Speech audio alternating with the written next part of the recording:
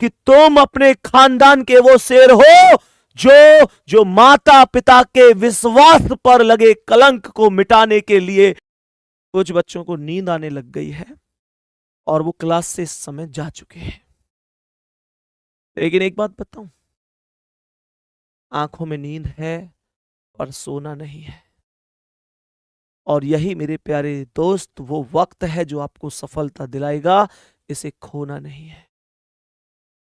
तुम्हारी आंखों की नींद तुम्हारे मम्मी की मेहनत से, तुम्हारे पापा के संघर्ष से बड़ी नहीं हो सकती। अभी तो मम्मी भी नहीं सोई होंगी घर में, और अगर खाट में लेट भी गई होंगी ना, तो बस करवट बदल बदल के यही सोच रही होंगी कि कौन सा दिन आएगा जब मेरा बच्चा सफल होगा।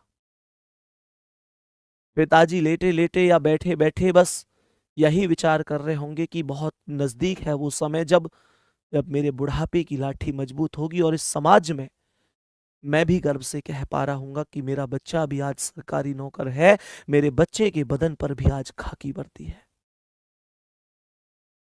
इसके अलावा तुम्हारी जिंदगी में बहुत सारे कारण हो सकते हैं ना पढ़ने के, लेकिन एक कारण जरूर होना चाहिए पढ़ने का। इनके अलावा बहुत सारी खुशियां खुशियां नहीं होती, और आग लगा दो उन खुशियों में जो आपके पिता के, आपकी माता के सपनों के बीच में आती, आपके विश्वास के बीच में आती है, आपके सिलेक्शन के बीच में आती है। क्योंकि जीतना जीतना बहुत जरूरी है, बहुत जरूरी है।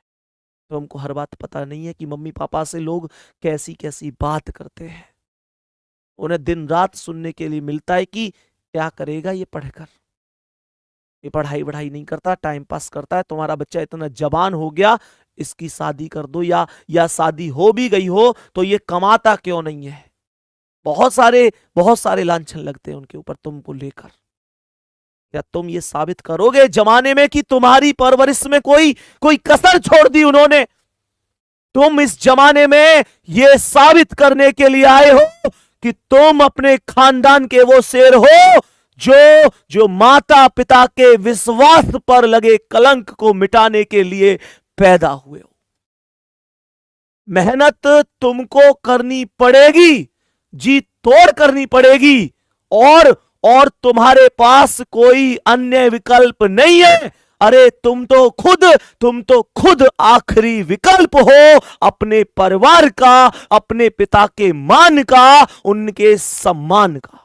तुम्हारे पास कोई और विकल्प नहीं है।